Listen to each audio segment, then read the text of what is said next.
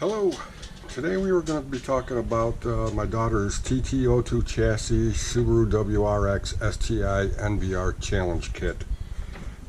So,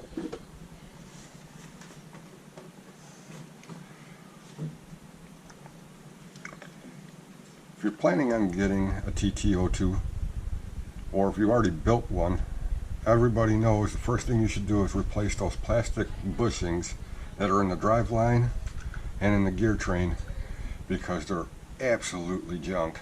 I mean, you don't want to put the car together, drive it a few times and tear it all apart again just to put bearings in. Get the bearings as you build the kit, or when you get the kit, and put them in as you build.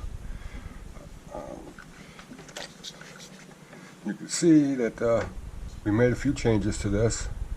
One would be the aluminum center shaft and the drive cups for the differentials. Strangely enough, Tamiya doesn't include the cups with the shaft, but the shaft does work with the plastic cups. Number two is the stock torque tune motor that this came with was replaced with a Tamiya Super Stock BZ motor. It's a 23 turn single wind locked timing motor. It's pretty impressive. If you haven't seen it, I have it on my motor test videos. The other thing I did is replace the stock slick tires with the semi-slick tires, which doesn't give you any more traction. It's just a different design. I mean, they are not a hop-up. They are just a spare parts, and they were also used for rally cars. The other thing we did is we put in the Tamiya high-speed gear set. 68 tooth spur from a 70 tooth spur with the stock pinion gear. Gives it a gear ratio of 8.4 to 1. The other thing you can't see, which is underneath this gear cover and motor cover, is the aluminum motor mount that we put in her car for her. And this is the part number for the aluminum prop shaft if you're interested in. Word of caution, if you use this car for a rally car, watch out for small stones. My daughter had a stone stuck between the motor and the shaft for about 10 to 20 minutes, and it ground the shaft almost completely in half. Maybe there's a way to put a piece of Lex in on that strengthening rib in the center of the chassis, heat it up and loop it around the shaft to keep the stones out of it. Might be something I'll try later, I don't know. One other thing we did is we put aluminum oil filled shocks on it. And the last thing we did is the steering. It's not the typical TT-02 steering.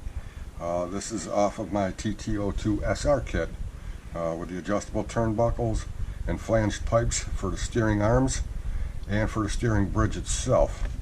It utilizes long bolts through the chassis that are held on with nylock nuts, and these just screw into the steering arms, these screws here. Speed controller wise, the stock Tamiya speed controller is okay for silver can motors and sport tune motor, or torque tune motors, but I went ahead and put in a Sidewinder 3 ESC from Castle Creations. It is 2 and 3S LiPo compatible, and also 6 to 8 cell nickel metal hydrides, up to 12.5 volts. That's impressive. It is brushless and brushed motor compatible, sensorless motors for the brushless. I use a Castle link to set it up, which makes it a lot more easier. For the steering, use the Hitec D625 MW Servo.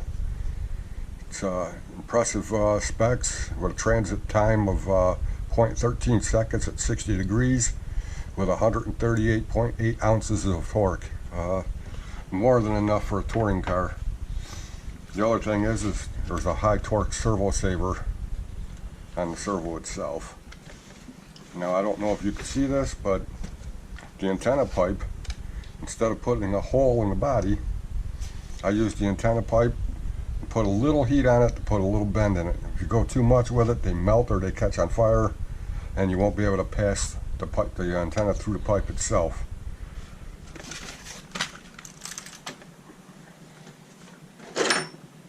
Now, the body, this is my daughter's first attempt at painting a body and putting stickers on one. She's never done one before. I helped her out with a little bit of the masking on the roof, and she put all the decals on. Had a little problem with this one here, kind of stuck and it ripped on her. But other than that, I think she did a good job, very good job for her first try. To control the vehicle, she uses a Futaba 3-channel sport radio, which is designated T3PRKA. It's cheap as a Futaba radios. Works really good. And the power, we use a Z5200 50C 7.4 volt milliamp battery. Wow, I said that all wrong. It's a 5200 milliamp Z battery, 50C 7.4 volt lithium polymer battery. Any questions or comments, leave them below, and as always, thank you for watching.